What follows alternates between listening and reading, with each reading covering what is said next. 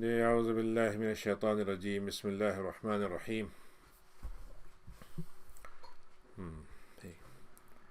یہ سورہ نساء کی آیت نمبر ہے 43 سے انشاءاللہ شروع کریں گے انشاءاللہ۔ یا ایھا الذین آمنوا لا تقربوا الصلاة وانتم سکارى، اے ایمان والو نماز کے تم قریب مت جاؤ اور تم نشے کی حالت میں ہو۔ نشے کے بارے میں چونکہ احکام بتدریج آئے تھے، پہلے تو یہ بتایا گیا کہ تم مطلب جیسے انگور ہے، انگور سے تم جوس اور رس نکالتے ہو اور اس سے تم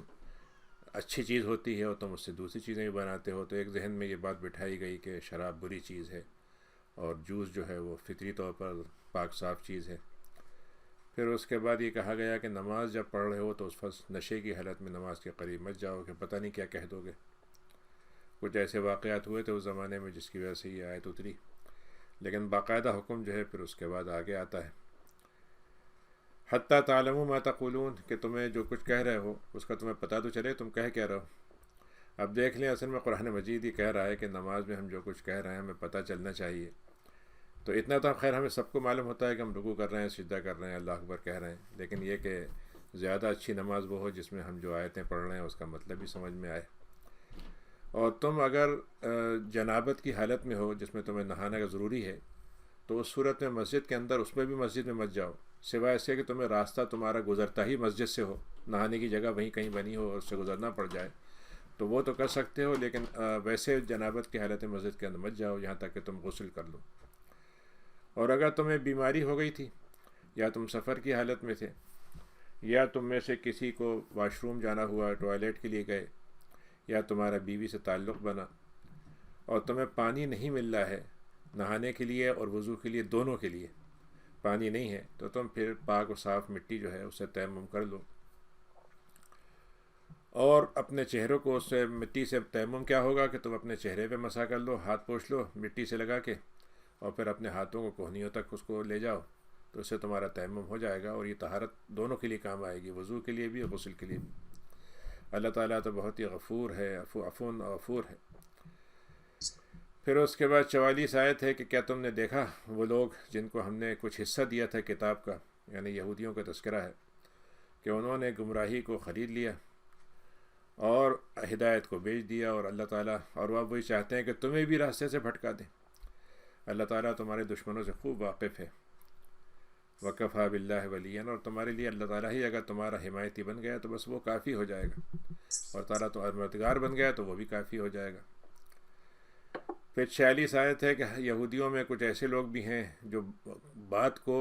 اس کے موضوع سے ہٹا کر، اس کے کانٹیکٹ سے ہٹا کر کہیں اور لے جاتے ہیں، بات کچھ ہوتی ہے اس سے کچھ اور مطلب نکال لیتے ہیں،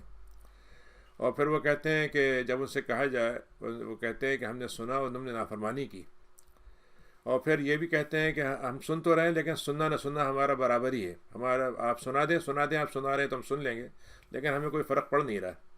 اور پھر اس کے بعد نبی کے لیے مخاطب کرتے ہوئے راعینہ کا لفظ استعمال کرتے ہیں کہ ہمارے چرواہے، اور زبان کو ایسے موڑتے ہیں کہ دوسرا آدمی سمجھے گا شاید یہ کہہ رہے ہیں کہ بڑا اچھے الفاظ میں کہہ رہے ہیں، جبکہ وہ دین کے اندر تان کر رہے ہیں، یعنی دین میں تان کی نیت سے، تانے کی نیت سے۔ اب دیکھیے یہاں نبی کریم کے ساتھ توہین جو ہے دین میں تان مانا جائے گا، یعنی صرف یہ مسئلہ نبی کی حرمت کا نہیں ہے بلکہ پورے دن کو نشانہ بنانے کا ہے۔ وَلَوْ أَنَّهُمْ قَالُوا سَمِعْنَا، حالانکہ اگر وہ یہ کہہ دیتے کہ ہم نے سن لیا اور ہم اطاعت کریں گے، اور آپ ہمیں سنائیے اور ہم تو اس پہ پوری طرح سے غور کریں گے، تو ان کے لیے بہت بہتر ہوتا اور بڑا ہی درست ہوتا، لیکن بہرحال کفر کر لیا ہے تو اب ان کے لیے لعنت بھی ہم نے ان کے لگا دی ہے، اور ان میں سے کچھ ہی ہوں گے جو ایمان لا سکیں گے یا لانا چاہیں گے۔ 47 آیت ہے کہ ایمان والو، اے لوگوں جن کو کتاب دی گئی ہے، تمہارے لیے ابھی بھی موقع ہے، نبی آ گئے ہیں، ابھی بھی موقع ہے تمہارے پاس کہ ایمان لے آؤ، اور ہم وہ ایمان اس کتاب پر ہم تم سے منگوا رہے ہیں جو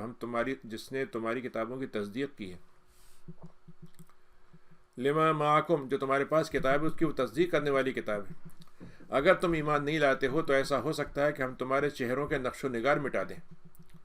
اور ہم تم کو تمہارے چہرے کو پھیر دیں پیچھے کی طرف، گردن کی طرف تمہارے منہ، یعنی پیٹھ کی طرف تمہارے منہ کو کر دیں، اور یا ہم تم کو ایسی لعنت بھیجیں جیسے ہم نے سبت والوں پہ لعنت بھیجی تھی، اور اللہ تعالیٰ کا جب حکم ہوتا ہے تو وہ پورا ہو کے ہی رہتا ہے۔ ان اللہ لا یغفر، اللہ تعالیٰ نے کہا کہ ہم ہر گناہ کو معاف کر دیں گے، لیکن شرک کے بارے میں ہم نے طے کر دیا ہے کہ اس کو ہم کبھی بھی معاف نہیں کریں گے، کسی حال میں معاف نہیں کریں گے، جتنی دوسری چیزیں ان کو ہم معاف کرنا چاہیں گے تو کر دیں گے۔ اور جو آدمی اللہ کے ساتھ کسی کو شریک ٹھہراتا ہے تو وہ تو بدترین قسم کا، بہت ہی عظیم ترین قسم کے بہتان کو اللہ سے جوڑتا ہے۔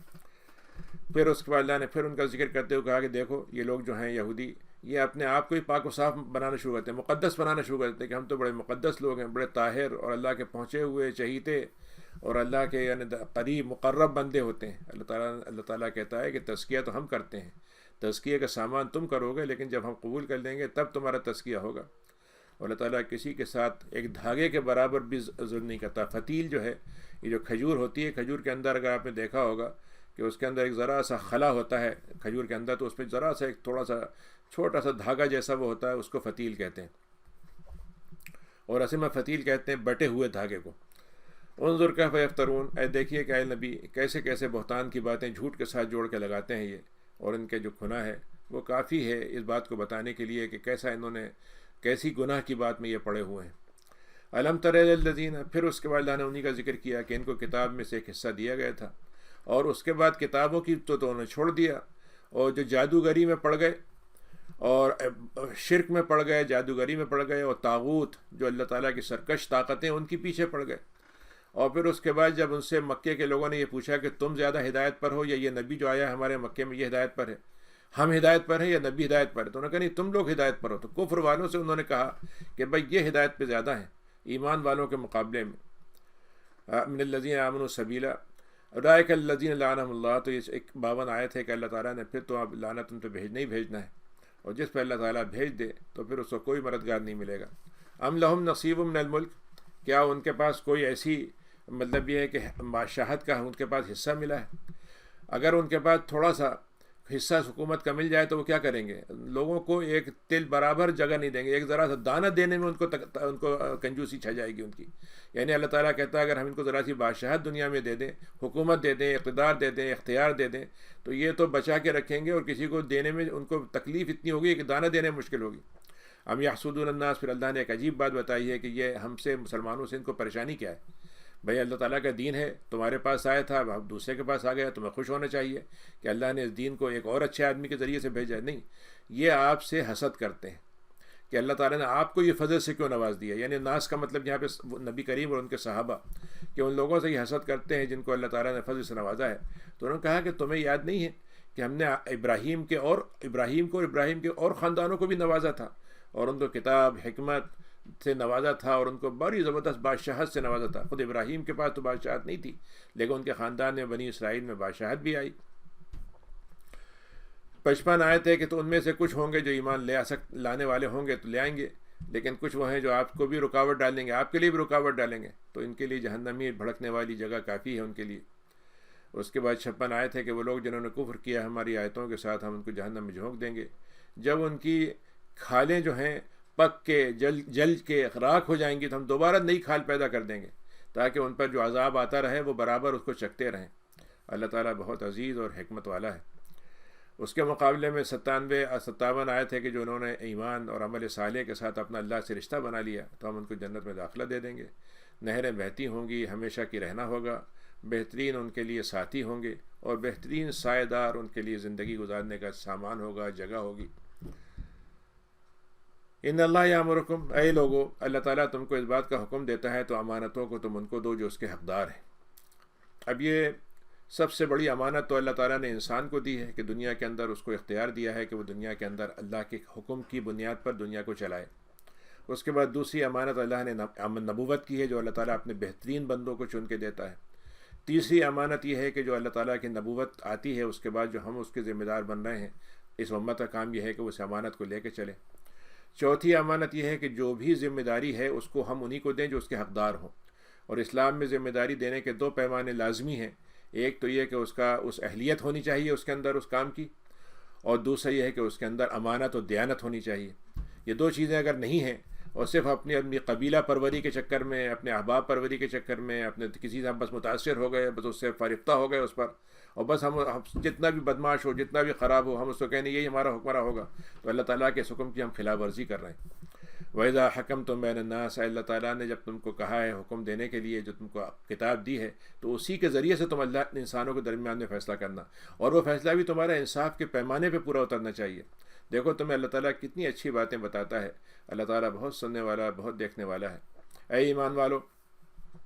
59 آیت ہے کہ تمہارا پیمانہ اطاعت کا کیسے ہم ناپیں گے کہ تم صحیح اطاعت کر رہے ہو۔ سب سے پہلی تو یہ ہے اللہ تعالیٰ کی اطاعت، اور اللہ کی اطاعت انکنڈیشنل ہے، اس میں کوئی شرط نہیں ہے، بالکل مطلق عبادت کرنی ہے، اللہ کی بات کو ماننا ہے۔ اور پھر رسول کی اطاعت بھی مطلق کرنا ہے، اس میں کسی قسم کی چوں چرا، کسی قسم کی اف اینڈ بٹ نہیں ہے۔ اور لیکن جو تمہارے معاملات کے ذمہ دار ہوں گے، ان کے ساتھ تمہاری کنڈیشنل اطاعت ہوگی کہ اگر تمہارا وہ ایسا کوئی کام کریں جو کتاب و سنت کے خلاف ہو، اللہ کے حکم کے خلاف ہو، تو پھر تم اس کو اللہ اس کے رسول طرف لوٹا دو گے، اس کو لے کے جاؤ گے۔ تمہارے جو ذمہ دار ہوں گے، جو تمہارے مشورہ دینے والے ہوں گے، تمہارے طرف سے نمائندگی کرنے والے ہوں گے، وہ دیکھیں گے کہ اس حاکم نے کون سا حکم اللہ کے مطابق کیا ہے، تو اس کو لے لیں گے، جو نہیں کیا اس کو رد کر دیں گے۔ اگر تم اس بات پر ایمان رکھتے ہو کہ اللہ ایک ہے اور اس کا دن آخرت کا آنا ہے، تو یہ دیکھو جو ہم تمہیں بتا رہے ہیں نا، اس کی قرآن مجید کی جو تم پڑھ رہے ہو، جو تم سمجھ رہے ہو، اس سے اچھا حقیقت جاننا اس سے بہتر نہیں ہو سکتی کہ تم دنیا کے اندر اس حقیقت کو اپنے اچھے عمل سے اور اپنے احکام پہ صحیح عمل کرنے سے اور اطاعت کرنے سے اور انصاف کرنے سے ثابت کرو۔ الم تر الی الذین یزعمون، اے لوگوں، وہ اہل کتاب کو اللہ نے پھر مخاطب کرتے ہوئے کہا، مسلمانوں کو بتاتے ہوئے کہا کہ دیکھو یہ لوگ کیا کرتے ہیں، اپنے بارے میں جانے کیا کیا گمان رکھے ہیں انہوں نے، اور وہ تو یہ انہم آمنوا یزعمون، یہ دعویٰ کرتے ہیں کہ وہ ایمان لائے ہیں اس پر جو نازل کیا گیا اور جو اس سے پہلے نازل کیا گیا۔ لیکن جب یہ دعویٰ کر دیتے ہیں کہ اے نبی ہم تو آپ کی بات ہی مان رہے ہیں، پہلے بھی ہم تو مسلمان تھے، آج بھی مسلمان ہیں، لیکن جب حکم لینے کا وقت آتا ہے تو طاغوت کے پاس چلے جاتے ہیں، جو اللہ کے حکم کے خلاف ورزی کرنے والا حکم ہوتا ہے اس کو حاکم بنا لیتے ہیں، حالانکہ ان سے کہا گیا تھا کہ اس کا انکار کریں۔ تو شیطان جو ہے ان کے پیچھے لگ گیا ہے اور وہ ان کو بھٹکاتا چلا جائے گا، دور تک بھٹکاتا لے جائے گا ان کو۔ 61 آئے تھے جب ان سے یہ کہا جائے کہ نہیں اس طرح مت جاؤ، اللہ اس کے رسول طرف آ جاؤ، تو منافقین کو تم دیکھو گے کہ وہ ایسے ان کو گھبراہٹ شروع ہو جاتی، جیسے معلوم نہیں کیا ان کو کوئی گرفتار کر لے گا، کوئی ان کو شکار کر لے گا، تو وہ ہر طرح سے آپ سے پہلو بچانے کی کوشش میں لگ جاتے ہیں اور ایک طرف پہلو بچاتے ہوئے نکل جانا چاہتے ہیں۔ فکیف اذا اصابتہم، 62 میں اللہ نے کہا کہ لیکن یہی لوگ ہیں جب ذرا سی کوئی مصیبت آ جائے جو انہوں نے اپنے اعمال کے نتیجے میں خود اپنے اوپر بلائی ہے، تو آپ کے پاس قسمیں کھا کھا کے آ جائیں گے، ہم تو آپ کے خیر خواہ تھے، ہم تو آپ کے ماننے والے تھے، وہ دیکھیے مصیبت آ گئی اور آپ تو اللہ کے پاس بڑا آپ کا مقام ہے، دعا کر دیجئے، اور ہم تو جو کچھ کرنا چاہ رہے تھے اس میں ہمارا ارادہ اچھا ہی تھا،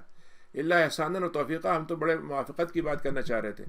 اللہ تعالیٰ نے کہا 63 میں کہ ہم ان کے دلوں کا حال جانتے ہیں، تو اے نبی آپ ان سے پہلو بچا کے نکل جائیے اور ان کو بس ایک نصیحت کر دیجئے اور ایک بہت ہی اثر انداز ہونے والی بات، دل میں اتر جانے والی بات کہہ دیجئے، اس بات سنیں نہ سنیں آپ کا کام نہیں ہے۔ اور ہم نے جو بھی رسول بھیجا ہے 64 میں، اس کے لیے لوگوں کی ذمہ داری یہ ہے کہ اس کو ویسے ہی مانا جائے جیسے اللہ کو ماننا ہے، کیونکہ یہی اللہ کی طرف سے حکم ہے۔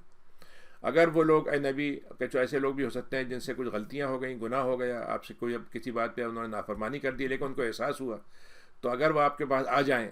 اور وہ اللہ سے مغفرت کی بات کریں تو اے نبی آپ ان کے لیے ضرور مغفرت کی دعا کر دیجیے گا، اور آپ دعا کر دیں گے تو اللہ تعالیٰ کا نبی بھی اللہ کے نبی کی بات کو اللہ تعالیٰ اس طرح سے مانے گا کہ ان کی توبہ کو وہ بھی قبول کر لے گا۔ پھر اس کے بعد 65 آیت میں اللہ تعالیٰ نے جو بھی بات کہی تھی کہ اپنے اللہ تعالیٰ کے اور رسول کی باتوں کو مانو، اب یہاں پہ اس کو بہت زیادہ کھل کے کہا ہے کہ خدا کی قسم اے نبی، آپ کی رب کی قسم، یہ مومن ہو ہی نہیں سکتے جب تک کہ ان کے درمیان میں جو بھی جھگڑا ہو اس میں فیصلہ وہ آپ ہی سے کروائیں۔ نمبر 1 آپ سے فیصلہ کروائیں، دوسرا یہ ہے کہ جو آپ فیصلہ کرتے ہیں اس میں ان کے دل میں ذرا سی تنگی نہ ہو، یعنی ان کو ذرا سے یہ نہ ہو کہ میرے خلاف فیصلہ ہوا میں تو نہیں مانوں گا، اور آپ تیسری بات کیا ہے، مکمل طور پر خوشی سے اس کو قبول کر لیں۔ یعنی یہ 3 شرطیں اللہ نے لگائی ہیں نبی کریم کی بات کو ماننے میں، کہ پہلے تو فیصلہ انہی کے پاس آئے گا، فیصلے کو ہمیں قبول بھی کرنا ہوگا اور دل سے اس کو ماننا ہوگا۔ اس کے بعد اللہ تعالیٰ نے 66 میں کہا کہ اے لوگو، اگر ہم نے ان کے اوپر یہ پہلے اگر ہم یہ لکھ دیتے تو ان کے اوپر جو پہلی قومیں تھیں کہ اپنے آپ کو تم خود قتل کرو یا تم اپنے گھروں سے نکل جاؤ، تو ہمیں معلوم ہے کہ وہ تھوڑے سے لوگ ہوتے جو ہماری اس بات پہ عمل کرتے، حالانکہ اگر وہ یہ کام مان لیتے، ہمارا کر لیتے ہمارے کہنے پر، اور جس بات کی ان کو نصیحت کی جائے تو یہ ان کے لیے خیر کی بات ہوتی، اور ان کو دل میں ان کا دل اور دماغ اور ان کے قدم جم جاتے، اور ہم ان کو بہت اجر سے نوازتے، اور ہم سیدھے راستے پہ ان کو لے چلتے۔ ومن یطع اللہ و رسول 69 آیت ہے کہ جو اللہ اس کے رسول کی اطاعت کرے گا تو یہ وہ لوگ ہوں گے جو قیامت کے دن ان پر ہوں گے جن پہ اللہ نے انعام کیا ہے۔ کون ہیں وہ لوگ جن پہ اللہ نے انعام کیا ہے؟ ہم نے ابھی سورہ فاتحہ میں پڑھا تھا کہ ہم کو وہ راستہ دکھائیے گا جن لوگوں پر آپ نے انعام کیا، انعمت علیہم۔ تو اللہ نے کہا دیکھو ہم انعام کرنے والے جن پر انعام ہوگا وہ کون ہیں؟ سب سے پہلے نبی آئیں گے، پھر صدیق آئیں گے جو ذرا سے تذبذب، ذرا سے تردد کے بغیر پورے ایمان کو مانیں گے مکمل طور پر، اور شہداء جو اللہ کی راہ میں شہادت ان کو مل جائے گی، اور تمام نیک لوگ، والصالحین، اس میں علماء آئیں گے، اس میں عبادت گزار آئیں گے، اس میں مطلب یہ ہے کہ انسانی زندگی کے اندر، معاشرت میں اور اپنے خاندان میں اور اپنی دوسری چیزوں میں اچھے طرح سے رہنے والے ہوں گے، اور یہ وہ رفاقت ہے جو سب سے اچھی رفاقت ہوگی، اور یہ اللہ کا فضل ہے جو ان کو ملے گا، اور اللہ تعالیٰ اپنے علم سے کافی ہے۔ اے ایمان والو، پھر اس کو اللہ تعالیٰ نے جنگ کے حالات بتاتے ہوئے کہا کہ دیکھو تمہارے دشمنوں سے مقابلہ رہے گا، تمہیں دشمن چھوڑے گا نہیں، تو تمہیں کیا کرنا چاہیے؟ تم اپنی تیاریاں رکھو، اپنے آپ کو تیاری بنا کے رکھو، چوکنے رہو، اور اگر تمہارا مقابلہ ہو جائے تو قدم جما کے رک جاؤ، بھاگنے کی کوشش مت کرنا، اور جب نکلنے کا موقع آئے تو سب کے سب نکلنے کی کوشش کرو، جتنے لوگ نکل سکتے ہیں، جتنے لڑنے والے ہیں وہ سب نکلیں۔ اب یہاں پر حدیث میں آتا ہے کہ آپ نے فرمایا کہ دیکھو دشمن سے ملنے کی تمنا مت کرو، لیکن اگر مقابلہ ہو ہی جائے تو پیچھے مت ہٹنا پھر۔ وَإِنَّ مِنكُمْ لَمَن لَّيُبَطِّئَنَّ، اور بے شک تم میں سے کچھ ایسے لوگ بھی ہیں جو ذرا سی آناکانی کریں گے، سستی دکھائیں گے، اور ایسا کریں گے کہ تیار ہو رہے ہیں لیکن معلوم ہوا کہ تیاری ہوتے ہوتے وہ جب تک تیار لوگ نکل گئے اور وہ تیاری ہو رہے ہیں۔ فَإِنْ أَصَابَتْكُم مصیبہ، اگر ایسے موقع پہ جب وہ پیچھے رہ گئے اور تمہیں آگے چل کے دشمن سے کوئی تکلیف پہنچی، زخم لگے یا شہادت ہوئی، تو کہیں گے دیکھا اچھا ہوا ہم بچ گئے، ورنہ ہم بھی مارے جاتے اور ہم ان کے ساتھ نہیں تھے۔ لیکن اگر تمہیں مال غنیمت مل جائے، 73 آیت میں وہاں پہ مال غنیمت مل جائے، فتح مل جائے، کامیابی مل جائے، تو کہیں گے او ہو، یہ پھر اس کے بعد تو ضرور کہیں گے، ایسا لگے گا کہ بھائی مطلب کان لم تکن بینکم و بین مودہ، حالانکہ تھوڑی دیر پہلے وہ یہ تھا تمہیں پہچانتے نہیں تھے، ایسا لگتا ہے دوستی تک نہیں ہے، لیکن جیسے ہی تمہیں خوشی کی خبر ملے گی تو کہیں گے او ہو کاش میں ان کے ساتھ ہوتا تو مجھے بھی یہ کامیابی، خوب دنیا کی کامیابی کو ہی وہ کامیابی سمجھتے ہیں، وہ کہتے ہیں بس واقعی بات ہے، بڑا ہم نے مس کر دیا، بڑا چانس مل رہا تھا ہمیں اور ہم بے وقوفی میں رہ گئے۔ لیکن یہ کہ بہرحال اندر سے یہ ہوگا کہ ارے بھائی اچھا ہوا وہاں جا کے لڑنے سے بچ گئے۔ فَلْيُقَاتِلْ فِي سَبِيلِ اللَّهِ، 74 آیت میں ہے کہ اللہ نے کہا دیکھو مسلمانوں کی ذمہ داری ہے کہ جب دین پہ خطرہ آ جائے، مسلمانوں پہ خطرہ آ جائے تو ان کو اللہ کی راہ میں، اللہ کی راہ کا مطلب یہ اللہ کے دین کی خاطر، اللہ کے دین کی حمایت کی خاطر، اللہ کے دین کو پھیلانے کے لیے نہیں بلکہ اللہ کے دین کو بچانا اور اللہ کے دین کو کفر کی طاقتوں سے نکالنا، یہ اس کے لیے وہ لڑیں۔ اور یہ الذین اشتروا الحیاۃ الدنیا بالآخرہ، تو یہ لوگ کیا کریں گے جو زمین کی زندگی کو خرید لیتے ہیں آخرت کے بدلے میں، ان سے تم لڑو، اور جو اللہ کی راہ میں لڑے گا دنیا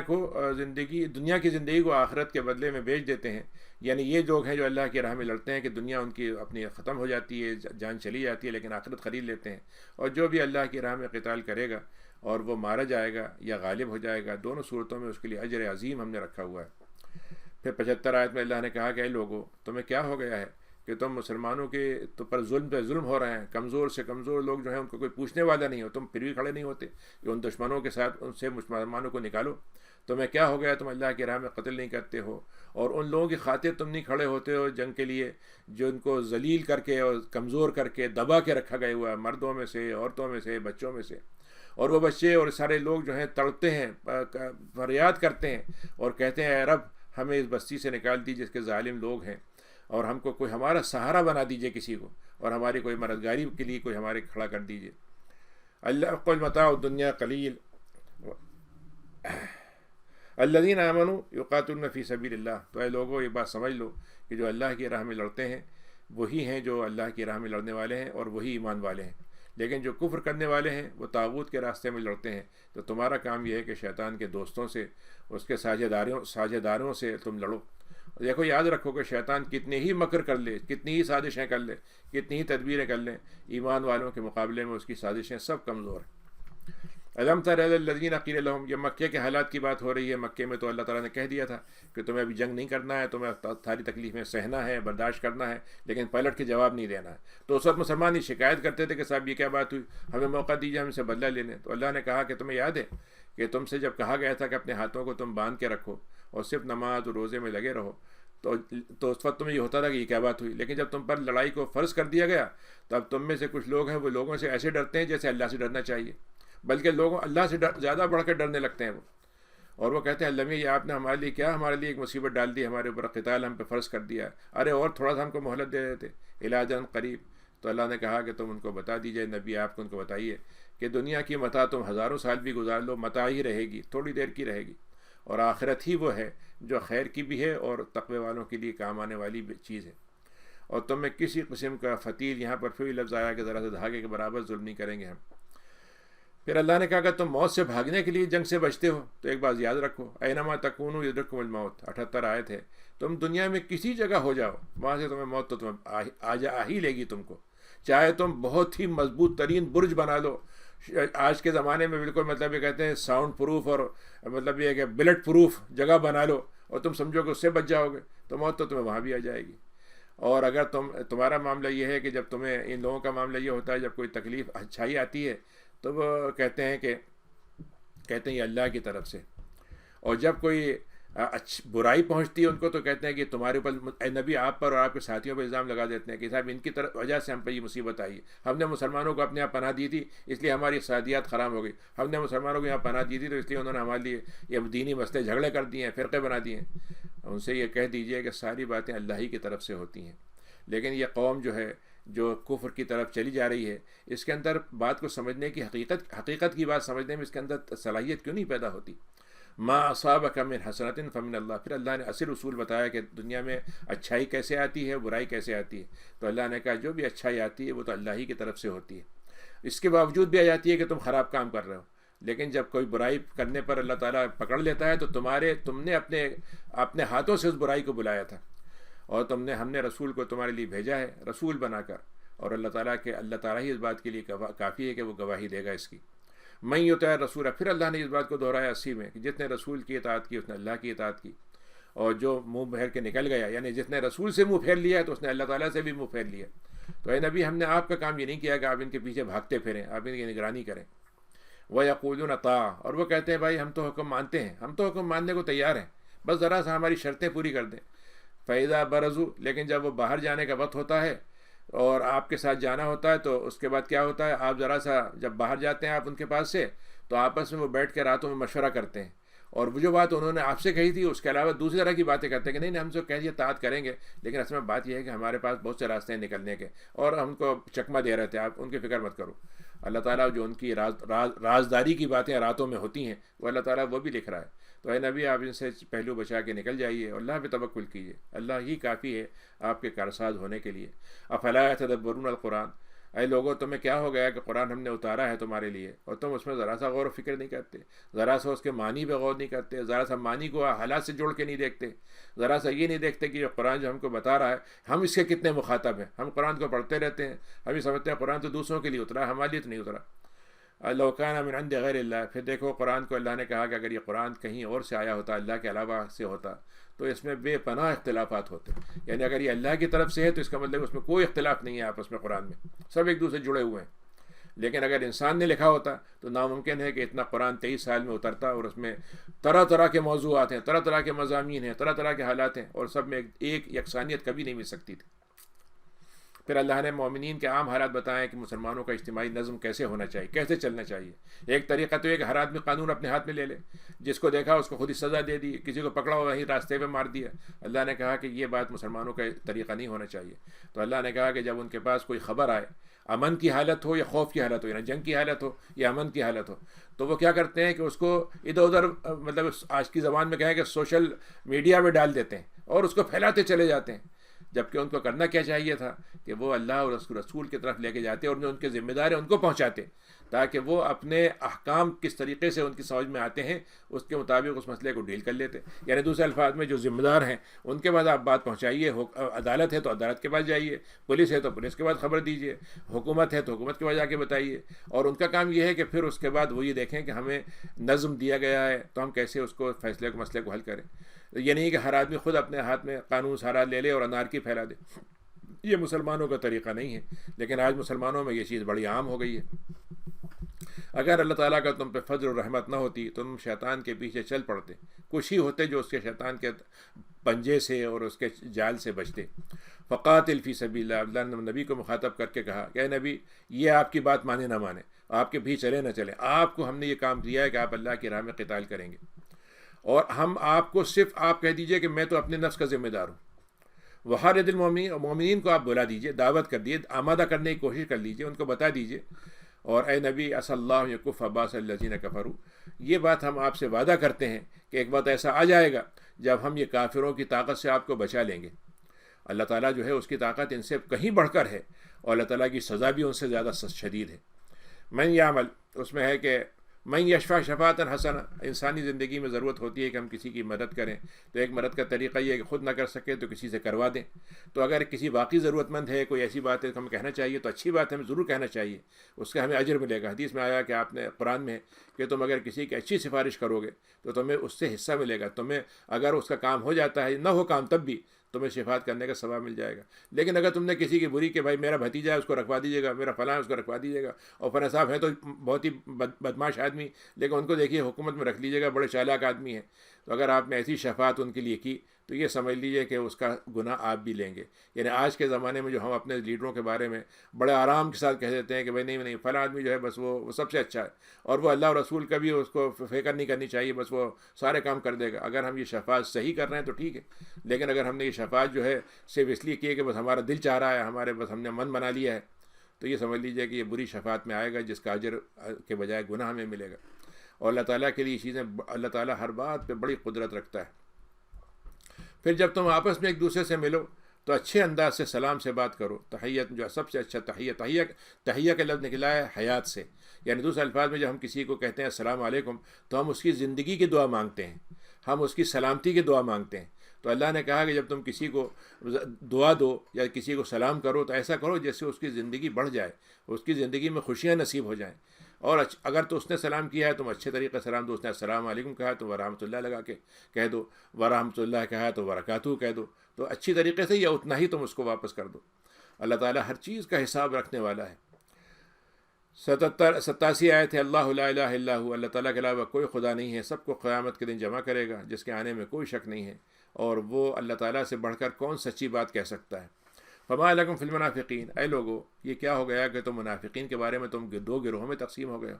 یعنی تمہارا تو یہ ہونا چاہیے کہ ایمان کے بعد تم منافق کو کسی بھی طرح کا ہو، تمہارا بھائی ہو، تمہارے خاندان کا ہو، قبیلے کا ہو، لیکن منافقت کے معاملے میں تم ذرا سی رواداری نہ دکھاؤ۔ لیکن تمہیں کیا ہو گیا ہے کہ اگر وہ تمہارے قبیلے کا ہے تم اس میں نرمی دکھانے لگتے ہو کہ تم دو گروہ بن گئے ہو، جبکہ اللہ تعالیٰ نے ان کو ان کی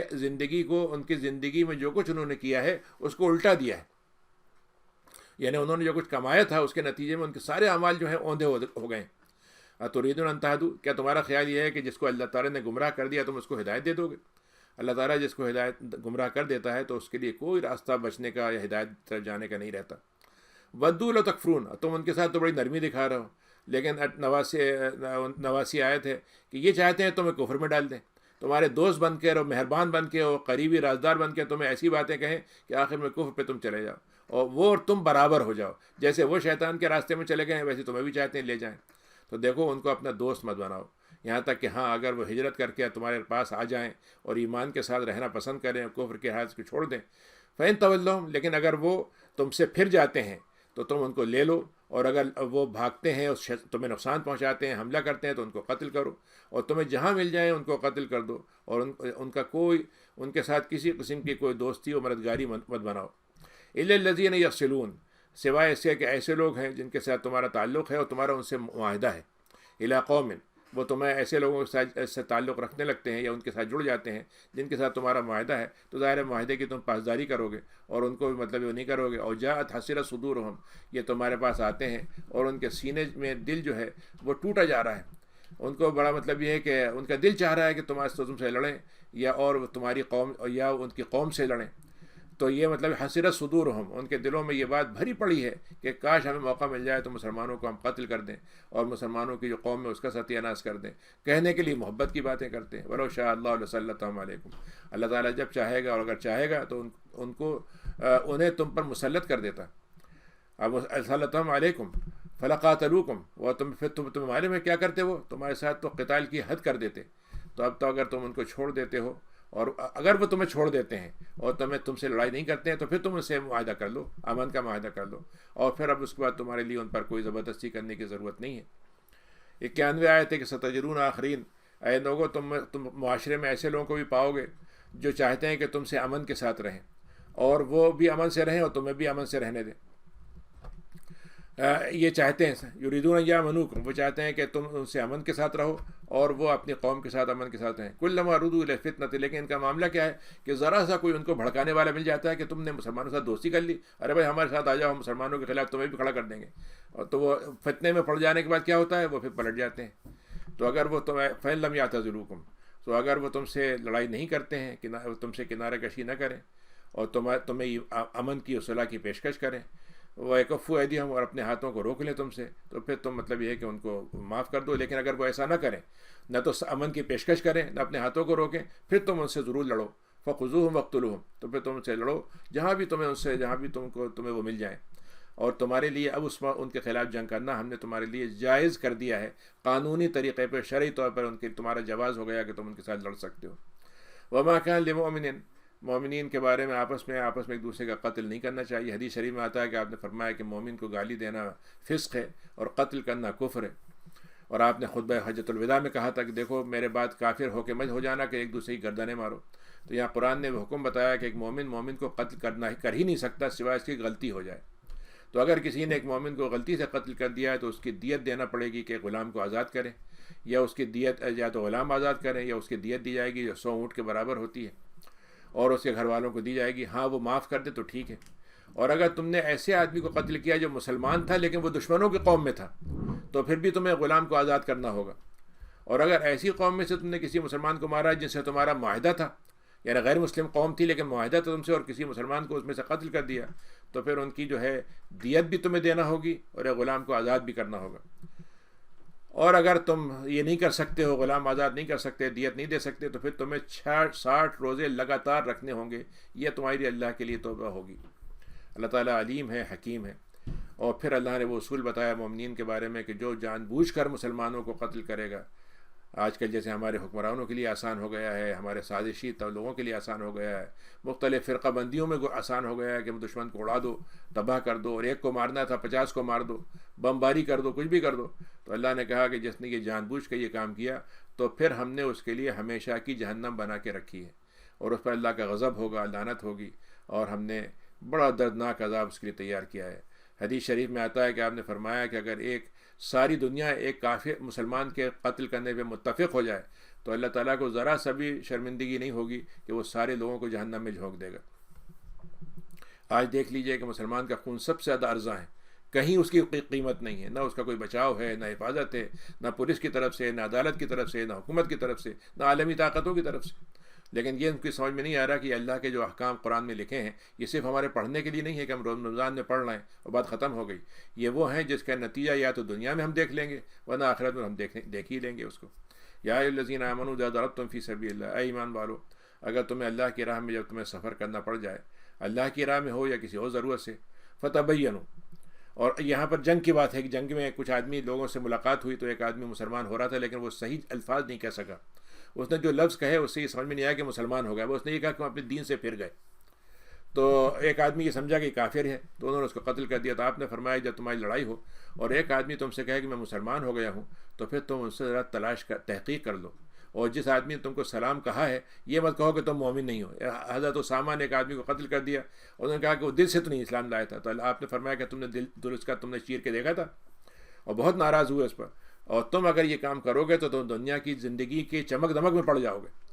عند اللہ مغانم کثیرہ، اور تمہیں اگر اللہ کے حکم پہ عمل کرو گے تو اللہ کے پاس مال غنیمت کے ڈھیر لگے ہوئے ہیں، وہ تمہیں کہیں اور سے دے دے گا۔ اور یہ بات تمہیں خیال کرنا چاہیے، کذالک کنتم من قبل، اتنی بات اللہ نے اہم بات کہی ہے کہ تم بھی کبھی اس سے پہلے کافر تھے، کبھی تم اس سے پہلے بھی دین سے ناواقف تھے، اللہ نے تم کو دین کی راہ دکھا دی ہے، تو اب تم دوسروں پہ حکم لگانا شروع کر دو کافروں کے، تو اپنے اوپر بھی غور کر لو کہ تم خود کتنے مطلب یہ کہ دین سے دور تھے یا دین سے اللہ تعلق تھے، تو اللہ نے تمہیں ہدایت دی ہے، تو دوسرے آدمی کی ہدایت پر تمہیں چڑھنا نہیں چاہیے، پریشان نہیں ہونا چاہیے۔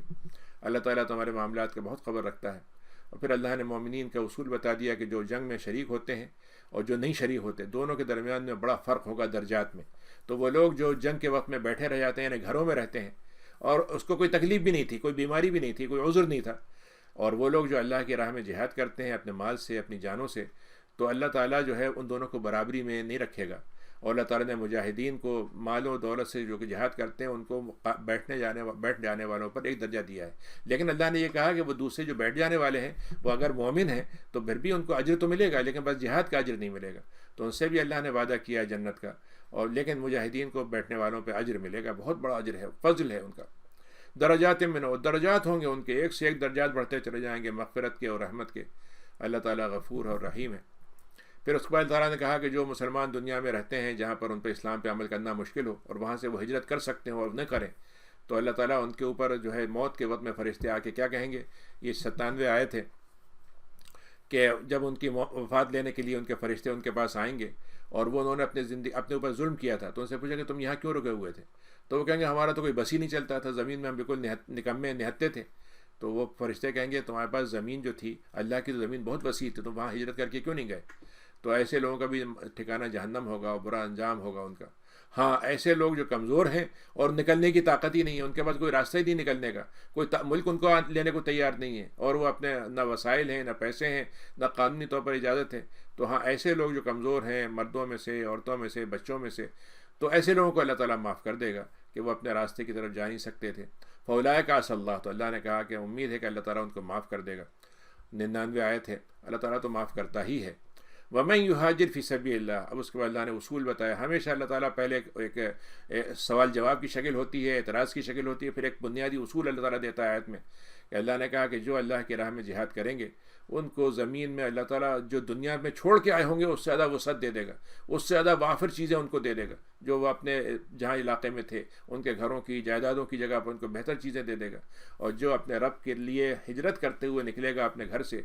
اور اس کو راستے میں موت آ گئی، تو اللہ تعالیٰ کے ہاں اس کا اجر پھر بھی طے کر دیا جائے گا کہ وہ جو نیت کر کے چلا تھا اس کا اجر اللہ تعالیٰ صرف نیت پہ اور ذرا سے چلنے پہ دے دے گا. اللہ تعالیٰ بہت غفور ہے، بہت رحیم ہے. اب یہاں پر نماز کا حکم آیا ہے کہ اگر تم سفر کر رہے ہو تو تم جو ہے کوئی حرج نہیں ہے کہ تم نماز کی قصر کر لیا کرو، نماز کو 4 والی کو 2 پڑھ لیا کرو. اس طریقے سے اگر تمہارا جنگ کے حالت میں تم جا رہے ہو، دشمن پہ حملہ کا خطرہ ہے، دشمن حملہ کر دے گا کہ وہ تمہیں کفر والے جو ہے فتنے میں ڈال دیں گے، تو اس موقع پر بھی تم قصر کر سکتے ہو. اور کافرین تو تمہارے جو ہیں وہ کھلے کھلے دشمن ہیں. وَإِذَا كُنْتَ فِيهِمْ، تو اے نبی اگر آپ ایسی جنگ میں ہو، جنگ کی حالت میں ہو، سفر کی حالت میں ہو، نماز کا وقت آ جائے تو آپ ان کی نماز کی اقامت آپ کریں گے، آپ نماز پڑھائیں گے. تو صلاۃ خوف ایسی ہوتی ہے کہ 2 رکعت پڑھتے ہیں تو 1 رکعت امام پڑھ لیتا ہے، تو ایک گروہ آپ کے ساتھ پڑھتا ہے، لیکن پھر وہ ایک گروہ وہاں سے ہٹ جاتا ہے اور دوسرا گروہ جو ہے جو پیچھے کھڑا ہوا تھا حفاظت کے لیے وہ آ جاتا ہے، تو دوسری رکعت امام کے ساتھ وہ پڑھتا ہے.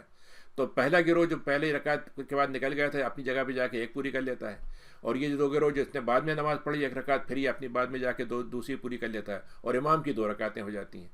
تو ایک گروہ آپ کے ساتھ کھڑا ہو جائے اور وہ مطلب طائف ماک وَلْيَأْخُذُوا أَسْلِحَتَهُمْ، اپنے اسلحے اپنے ساتھ رکھیں. اور فَإِذَا سَجَدُوا، اور اگر وہ سجدہ کر رہے ہیں تو ایک گروہ جو پیچھے لگا ہوا تھا وہ ان کی حفاظت کے لیے کھڑا رہے. پھر اس کے بعد ایک دوسرا گروہ آئے جس نے ابھی نماز نہیں پڑھی ہے تو وہ آپ کے ساتھ نماز پڑھ لے اور وہ بھی اپنے اسلحے کے ساتھ تیاری میں چوکنے رہیں. وَدَّ الَّذِينَ كَفَرُوا، کیونکہ جو کفر کرنے والے ہیں یہ تمہیں سوچیں گے نماز پڑھ رہے ہیں، آپ کون ان کو پتہ چلے گا جن پیچھے سے حملہ کر دو. تو تمہارے تغفلون، تم اگر اپنے اسلحے سے غافل ہو جاؤ یا تمہارے سامان سے تو تم پہ اچانک ایک تابڑ توڑ حملہ کر دیں. وَلَا جُنَاحَ عَلَيْكُمْ، اس طریقے سے تمہارے لیے اگر کبھی تکلیف ہو جائے بارش کی یا تمہیں بیماری ہو جائے یا تو اب اس وقت تمہارے لیے گنجائش ہے کہ تم اسلحے کو ایک طرف رکھ دو. اگر تم نہیں کر سکتے، بارش میں کیچڑ ہے، تو اسلحے کو تم ایک طرف رکھ سکتے ہو. وَخُذُوا حِذْرَكُمْ، لیکن چوکنے رہنا. اللہ تعالیٰ نے کافروں کے لیے تو بڑا دردناک عذاب تیار کر کے رکھا ہے. فَإِذَا قَضَيْتُمُ الصَّلَاةَ، تو اب جب تم نماز کو پوری کر لو تو اس کے بعد اللہ کا ذکر کرتے رہو، کھڑے ہو کر، بیٹھ کر. 103 آیت ہے اور پہلو سے. اور جب تمہارا اطمینان کا حالت ہو جائے، یعنی خوف کی حالت ختم ہو جائے، پھر نماز کو باقاعدہ ایسی پوری پڑھو جیسے پڑھنے کا ہم نے حکم دیا ہے. اور یہ نماز تو مسلمانوں کے اوپر نہ صرف فرض ہے بلکہ جو اس کا وقت ہے اس پر پڑھنا فرض ہے. وَلَا تَهِنُوا فِي ابْتِغَاءِ الْقَوْمِ، اے لوگوں تمہارے قوم جو تمہارے دشمن تمہارے خلاف مختلف سازشوں میں لگے ہوئے ہیں اور خود میں خطرہ لگتا ہے کہ وہ کبھی بھی حملہ کر دیں گے، تو تم ان کو تلاش کرنے میں اور ان کے خلاف تیاری کرنے میں کمزوری مت دکھانا. اور یہ یاد رکھو کہ اگر تمہیں تکلیف پہنچی ہے، زخم پہنچے ہیں، کچھ غم ہوا ہے، کچھ مال دولت تمہارا کم ہوا ہے، تو یہ بات یاد رکھو کہ ان کو بھی تکلیف پہنچی ہے، تمہیں پہنچی ہے، لیکن تمہاری تکلیف سے اللہ تعالیٰ تمہیں جو اجر دے گا ان کو نہیں دے گا، ان کو کچھ نہیں ملے گا اس کے بدلے میں۔ انا انزلنا الیک الکتاب 105 آیت ہے کہ اے نبی ہم نے آپ پہ یہ کتاب اس لیے اتاری ہے کہ بالکل حق کی کتاب ہے یہ، اور اس کی کتاب کو ہم نے اس لیے اتارا ہے کہ آپ دنیا میں زندگی کے جو بھی فیصلے ہیں آپ قرآن کی بنیاد پہ کریں، اور اس فیصلہ کرنے میں آپ کو جو اجتہاد کرنا ہو جائے، جو آپ کی سمجھ کے مطابق بات ہو، اس کو بھی آپ سامنے رکھیں۔ اور دیکھیے ایسے آدمی کے آپ کا ساتھ مت دیجیے گا جو خیانت کرنے والا ہو، یعنی کوئی آدمی بڑا چاپلوس ہو اور بڑا آپ کے ساتھ چاپلوسی دکھائے، بڑی آپ کے چکنی چپڑی باتیں کرے، اور آپ سوچیں چلو بھائی ایسا ہے تو ضرور اس کا زیادتی ہوئی ہوگی، تو آپ انصاف اسی حساب سے کریں جس حساب سے اس کا حق ہے، نہ کہ اس کے باتوں سے متاثر ہو کے۔ اللہ سے آپ مغفرت کرتے ہیں۔ حدیث میں آتا ہے کہ آپ نے فرمایا کہ میں کسی کے حق میں فیصلہ کر سکتا ہوں، لیکن یاد رکھنا کہ غلط فیصلہ کیا ہے تو وہ زمین اگر میں نے اس کو دے دی تو قیامت کے دن اس کے لیے کڑا بن کے نکلے گی، جس کو گردن میں پھیلا دیا جائے گا۔ وَلَا تُطِعْ الَّذِينَ يَخْتَانُونَ أَنفُسَهُمْ، اے نبی آپ کا کام تو ہے ہی نہیں کہ خیانت کرنے والوں کے ساتھ آپ کھڑے ہوں، ان کا ساتھ دیں، آپ ان کا دفاع کریں اور ان کے لیے آپ دوسروں سے لڑیں، یہ کام آپ کا نہیں ہے۔ اللہ تعالیٰ جو ہے ایسے لوگوں کو بالکل پسند نہیں کرتا جو خیانت کرنے میں ماہر ہوتے ہیں اور گناہ کرنے میں ان کو کوئی کمی نہیں ہوتی، اور وہ لوگوں سے تو اپنے آپ کی باتوں کو چھپاتے ہیں لیکن اللہ سے نہیں چھپاتے، جبکہ اللہ تعالیٰ ان کے ساتھ ہے، چاہے وہ رات میں چھپ کے کر رہے ہوں اور ایسی بات کہہ رہے ہوں جس سے اللہ تعالیٰ خوش نہیں ہوتا ہے۔ اللہ تعالیٰ ہر بات کا احاطہ کرنے والا ہے۔ یعنی انسان کا معاملہ عجیب ہے کہ سمجھتا ہے کہ بس میں نے لوگوں سے چھپا لیا تو بس میں بد اچھا بدنام برا، کہ بھائی ہماری بات باہر نہیں جانا چاہیے۔ ان کو یہ خیال نہیں آتا کہ اللہ تعالیٰ کو تو ہر بات معلوم ہے، اور اللہ تعالیٰ سے کون سی بات چھپے گی۔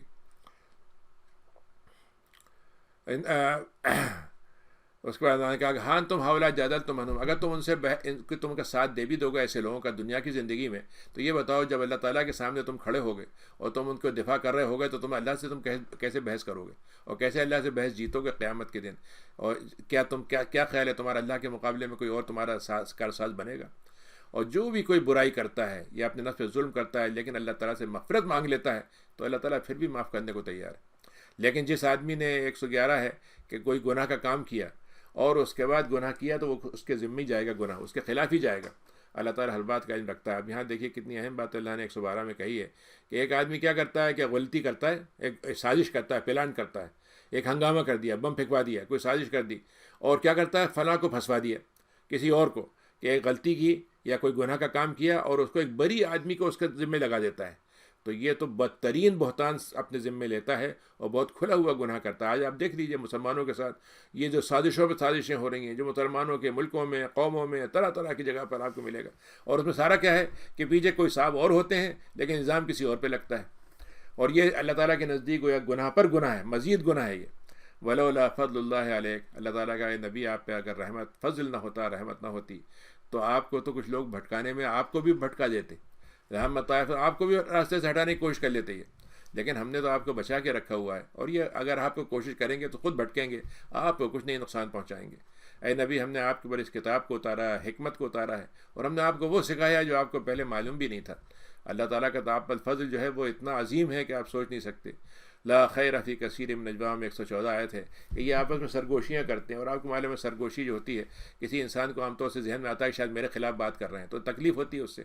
تو اللہ تعالیٰ نے کہا کہ جتنی سرگوشیاں کرنی ہیں اگر وہ خیر کی نہیں ہیں تو بدترین چیز ہے، وہ شیطان کی طرف سے ہیں۔ ہاں اگر کسی سرگوشی میں آپ بھی کہیں کہ دیکھیے فلاں صاحب جو ہے نا مجھے لگ رہا ہے کہ ان کی طبیعت خراب ہے تو دیکھیے ان کا حالت پوچھ لیں، یا فلاں صاحب ضرورت مند ہے ذرا چلیے ان کی مدد کرتے ہیں، تو اگر کسی نے صدقے کی بات خاموشی سے کی سرگوشی میں، یا معروف کی بات کی، یا اصلاح کی بات کرنا تھی کہ بھائی دونوں میں جھگڑا ہو رہا ہے چلیے ہم کچھ کرتے ہیں ان کے لیے، تو اگر کوئی شخص ایسا کرے گا اللہ کی مرضی کے لیے تو ہم تو اس کو بہت اجر سے نوازیں گے۔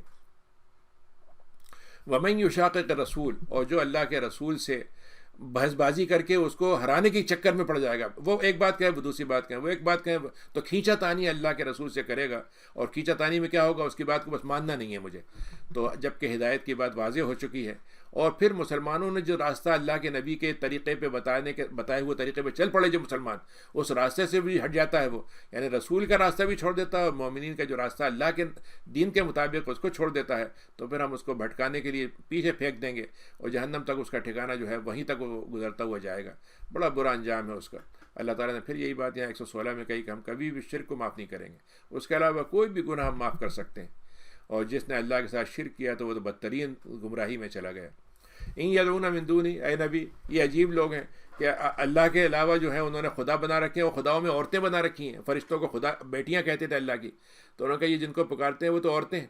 وہیں یدعون اللہ شیطان مریدا، اور یہ اصل میں نہ تو عورتوں کا مسئلہ ہے نہ مردوں کا، اصل مسئلہ کیا ہے کہ شیطان نے ان کے لیے مختلف بت بنائے ہوئے ہیں، کچھ بتوں کو مرد بنا دیا، کچھ کو عورتیں بنا دیا، اور اصل شیطان ہے جس کے پیچھے یہ چل پڑے،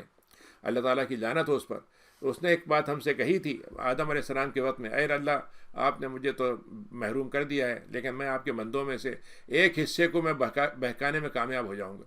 نصیباً مفروضہ، ایک طے ہے میرے پاس، اتنا حصہ تو میں لے کے رہوں گا، اور میں ان کو بھٹکاؤں گا اور ان کو آرزوؤں میں لگائے رکھوں گا، امیدیں دلاتا رہوں گا، نہیں آج غلطیوں کوئی بات نہیں، کل ٹھیک ہو جائے گا، اور کل پرسوں تم لٹ گئے فنا ہوگا، کوئی بات نہیں، ابھی زندگی پڑی ہوئی ہے، فکر مت کرو، ابھی جوانی باقی ہے، ابھی فنا باقی ہے، اور فنا مرد کو آ جائے گا، ولا مرنا، اور میں ان کو حکم دوں گا تو وہ جانوروں کے کان کاٹ دیں گے، اور پھر اس کا میں ان کو حکم دوں گا تو اپنی تخلیق کو چینج کریں گے۔ آج اب دیکھ لیجیے ہمارا سب سے بڑا جو اس وقت مسئلہ آ گیا ہے کہ جینڈر کو بدلا جا رہا ہے، لڑکے کو لڑکی، لڑکی کو لڑکا بنایا جا رہا ہے، اور دونوں کو ایک طرح سے نہ تو لڑکا ہے نہ لڑکی ہے، اور جینڈر لیس سوسائٹی ہم بنانا چاہ رہے ہیں۔ تو یہ شیطان نے وعدہ کیا تھا، اور آج کی سائنس اور اس کے ساتھ جو گمراہ لوگ مل گئے ہیں وہ دونوں چاہتے ہیں کہ انسانوں کی زندگی کو تبدیل کر دیں۔ تو جس نے بھی شیطان کو اپنا ولی بنا لیا اللہ کو چھوڑ کر، تو اس کے بعد تو خسارے کے علاوہ کوئی چیز اس کو ہاتھ نہیں آئے گی۔ یعدہم ویمنیہم، اللہ نے پھر اصول بتا دیا شیطان کا کہ کیا پالیسی کیا ہے اس کی، وہ وعدے پہ وعدہ کرتا رہتا ہے، آرزو پہ آرزو دلاتا رہتا ہے، لیکن شیطان کا وعدہ سوائے دھوکے کے اور کچھ نہیں ہے، اس سے کوئی اس کو ملنے والا نہیں۔ اولئک مأواہم جہنم، تو وہ شیطان بھی اور اس کے ماننے والے بھی جہنم کا ٹھکانہ ہوں گے، اور ان کے پاس اس سے نکلنے کا کوئی راستہ نہیں ہوگا۔ لیکن اس کے مقابلے میں 122 میں جو ایمان لائے، عمل صالح کیا، ہم ان کو جنت میں داخل کریں گے، خالدین فیہا ابدا، اس میں ہمیشہ ہمیشہ کے لیے رہنا ہوگا۔ یہ اللہ کا وعدہ ہے جو حق ہے، اور اللہ سے بڑھ کر کہنے والی ذات کون ہو سکتی ہے؟ پھر اللہ نے کہا کہ یہ مت سمجھو کہ تم ہو مسلمان ہو تو تمہارے لیے ہم دوسرا رویہ رکھیں گے، اہل کتاب کو ہم ڈانٹ رہے ہیں، ان کو محروم کر رہے ہیں، اور تم غلطی کرتے رہو گے، ہم کچھ نہیں کہیں گے، نہیں۔ اللہ نے کہا نہ تمہاری آرزوؤں سے دنیا اللہ کا حکم بدلے گا، نہ اہل کتاب کی آرزوؤں سے، جس نے بھی برائی کی تو اس کو بدلہ دیا جائے گا، اور اللہ کے علاوہ اس کو کوئی مددگار اور اس کا ولی نہیں ملے گا۔ اور جس نے بھی اچھا کام کیا، اس کے بعد 123 آیت ہے 24، کہ جس نے عمل صالح کیا، چاہے وہ مرد ہو چاہے عورت ہو، اور ایمان ہو، پہلے ایمان ہو پھر عمل صالح ہو، تو ہم اس کو جنت میں ضرور داخلہ دیں گے، اور ہم اس کے ساتھ ایک ذرا سا بھی ہم ظلم نہیں کریں گے۔ نقیر جو ہے وہ مطلب یہ کہ جو جھلی ہوتی ہے کھجور کے اندر گٹھلی کے اوپر ہوتی ہے ذرا جھلی، اس کو کہتے ہیں نقیر۔ پھر اللہ نے 125 میں کہا کہ کتنا اچھا دین ہے اللہ کا جو آپ کے لیے اللہ نے دیا ہے، اور وہ دین کو تمہیں کیا کرنا چاہیے کہ اللہ کا سب سے اچھا وہ ہے جو دین کو مان کر اپنے چہرے کو اللہ کے آگے ڈال دیتا ہے اور احسان کے ساتھ زندگی گزارنا چاہتا ہے، اور پھر وہ ملت ابراہیمی کی پیروی کرتا ہے جو حنیف تھے، ہر طرف سے کٹ کر آئے تھے، ہر شرک سے کٹ کر آئے تھے دین کی طرف، حنیفہ۔ واتخذ اللہ ابراہیم خلیلا، اللہ نے کہا کہ ہم نے تو ابراہیم کو اپنا قریب ترین ساتھی اور قریب ترین دوست بنا لیا ہے۔ خلیل جو ہوتا ہے وہ سب سے زیادہ جو دشمن دوستی کے سب سے اعلیٰ ترین پیمانہ ہوتا ہے، اس میں سے خلیل ہوتا ہے۔ وللہ ما، اللہ تعالیٰ نے کہا کہ 126 آیت میں کہ زمین آسمان میں سب کچھ اللہ کا ہے، اللہ تعالیٰ کے احاطے میں ہر چیز ہے۔ اے نبی آپ سے یہ سوال کرتے ہیں کہ عورتوں کے بارے میں کیا احکام ہیں، کیا کچھ طلاق کیسے دی جائے گی، نکاح کیسے ہوگا، کوئی معاملہ کچھ جھگڑے کا ہو گیا تو کیسے حل کریں گے؟ تو اللہ نے کہا کہ دیکھو ہم تمہیں بتاتے ہیں، اللہ تعالیٰ فتویٰ دیتا ہے تمہیں اس معاملے میں، اور جو کتاب میں ہم نے تم کو اس سے پہلے بھی بتا دیا تھا کہ تم کیا کرو گے، جو یتیم عورتیں ہیں، اگر الذین لا تؤتونہن، تم یہ نہیں چاہتے کہ تم ان کو جو ان کا مطلب یہ کہ ان کا حصہ ہے وہ دو تم کو، اور تم یہ بھی چاہتے ہو ان سے نکاح کر لو، تو ایسی عورتیں جو یتیم ہیں اور تمہارا دل نہیں چاہ رہا ہے کہ تم ان کا مال دے دو، اور تمہارا دل چاہ رہا ہے ان سے نکاح کر لو، اور ایسے بچے جو کمزور ہیں، بچے کم عمری میں ہیں اور کمزور ہیں، تو اس میں تمہارا کام کیا ہونا چاہیے؟ ان تقوموا للیتامی بالقسط، تمہیں ہر حال میں بہرحال یتیم کے ساتھ انصاف کے ساتھ کھڑا ہونا ہے۔ تو یعنی اللہ تعالیٰ یہاں یہ کہہ رہا ہے کہ اگر تم ان کا پیسہ نہیں دے رہے ہو تو ٹھیک ہے، تم ان سے شادی کر لو، اور ان کے ساتھ تمہارا معاملہ جو ہے مال جو ہے انہی کا رہے گا، لیکن تم کم سے کم ان کی نگرانی سے بچ جاؤ گے، یا ان کا جو بطور یتیم کے خرچے سے بچ جاؤ گے، اور کمزور بچے جو ہیں ان کو تمہیں دیکھ بھال کرنا پڑے گی، اور جو بھی تم کرو گے اللہ تعالیٰ اس کو خوب جانتا ہے۔ وَإِنِ امْرَأَةٌ، اب یہاں کہا کہ ایک کوئی بیوی ہے، اس کو اپنے شوہر سے تکلیف ہے، اور اس کا خیال یہ ہے کہ اگر میں اس کے ساتھ رہوں گی تو میں اس کے حکم پہ عمل نہیں کر سکتی، اس کے ساتھ اچھی زندگی گزارتی۔ نشوز کا مطلب ہوتا ہے کہ نافرمانی کرنا، کسی بات کو نہ سننا یا اس کو نظر کو سے اوجھل کر دینا، یا وہ بے رغبتی کے ساتھ معاملہ رہے گا، یعنی وہ میری طرف توجہ نہیں کرے گا، میں اس کے ساتھ توجہ نہیں کروں گی، تو ایسی بات میں بالکل اس کی اجازت ہے کہ وہ آپس میں صلح کر لیں۔ تو صلح دونوں طرح کی ہو سکتی ہے، یا تو وہ صلح کر لیں کہ ہم دونوں رہنا چاہتے ہیں اور ہماری یہ شرطیں ہیں، ان کی یہ شرطیں ہیں، تو صلح سب سے بہتر ہے۔ اور اللہ تعالیٰ کی طرف سے یعنی انسان کو صلح کو اللہ نے خیر کہا ہے۔ اور دیکھو انسان کا معاملہ یہ ہے کہ اس میں کنجوسی جو ہے دل میں جمی ہوتی ہے، اور کنجوسی انسان تو کہیں سے کہیں لے جاتی ہے، لیکن اگر تم اچھائی کے ساتھ رہو گے، تقوی اختیار کرو گے، تو اللہ تعالیٰ جو ہے وہ تمہارے لیے کر دے گا۔ لیکن دوسری صلح یہ ہے کہ وہ کہہ دے ٹھیک ہے میں اپنا مہر واپس کر دیتی ہوں، آپ مجھے طلاق دے دیں، تو یہ بھی اجازت ہے اس کی، تاکہ وہ دونوں جو ہیں اگر صحیح طریقہ سے رہتے ہیں تو رہیں، ورنہ ٹھیک سے الگ ہو جائیں۔ اور اگر تمہارے ایک سے زیادہ بیویاں ہیں تو ہمیں معلوم ہے کہ تم ان کے ساتھ پورا انصاف نہیں کر سکتے۔ نبی کریم نے فرمایا کہ میں پورا انصاف کرتا ہوں، لیکن دل میں دونوں میں کے لیے ایک جیسی محبت نہ ہو تو یہ اللہ تعالیٰ کی طرف سے پکڑ اس پہ نہیں ہوگی۔ تو ہو سکتا ہے تم اپنی بیویوں میں انصاف نہ کر سکو، چاہے تم چاہتے بھی ہو، لیکن ایسا نہ کرو کہ ایک بیوی کی طرف اتنا جھک جاؤ کہ دوسری بالکل ایسی ہو کہ نہ وہ زندہ ہے نہ مردہ، نہ وہ شادی شدہ ہے نہ طلاق شدہ۔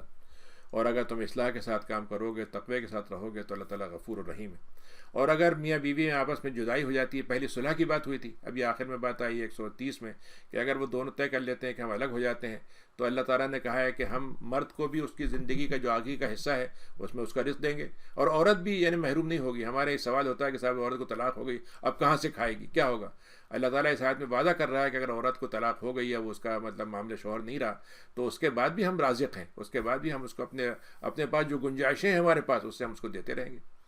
للہ ما فی السماوات، اللہ تعالیٰ کے پاس جو کچھ بھی ہے زمین میں آسمان میں وہ سب اللہ کا ہے۔ اور دیکھو ہم نے تو اہل کتاب کو بھی یہی کہا تھا اس سے پہلے، اور ان سے بھی یہی کہا تھا کہ تقوی اختیار کرو، لیکن ہم نے یہ بھی کہہ دیا تھا اگر تم نے کفر کیا تو اللہ تعالیٰ کے پاس زمین آسمان میں سب کچھ ہے، لیکن اللہ تعالیٰ تم سے بالکل بے نیاز ہے، کسی سے اس کی کوئی محتاجی نہیں ہے، اور اللہ تعالیٰ کے زمین آسمان میں سب ہے، اور اللہ تعالیٰ کافی ہے کسی کے لیے بھی کارسازی میں۔ 132 آیت ہے کہ اگر 33 انشاء یذہبکم، اے لوگوں ایک بات ہمیں بتا دیں، اگر تم ہمارے دین کے کام کرنا چاہتے ہو، تم سمجھتے ہو صاحب اللہ تعالیٰ نے ہم پہ لاد دیا ہے اور کرنا ہی پڑے گا اب تو ہمیں، اور دل بھی نہیں چاہ رہا لیکن انکار بھی نہیں کر رہے، اور تمہارا مطلب یہ کہ ہو رہا ہے کہ صاحب اللہ میاں کا کام ہوگا، ہم نہیں کریں گے تو اللہ میاں کام نہیں ہوگا، تو اللہ تعالیٰ کہہ رہا ہے ایک بات یاد رکھو کہ ہم تم کو اگر ایسا ہو جائے تو ہم تم کو لے کے ہٹا بھی دیں گے اپنی جگہ سے، منصب سے تمہیں ہٹا دیں گے، تمہیں دنیا سے وجود تمہارا ہٹا دیں گے، اور دوسری قوم کو ہم سامنے لے آئیں گے دین کی خدمت کے لیے۔ اللہ تعالیٰ کو ہر بات پہ قدرت ہے۔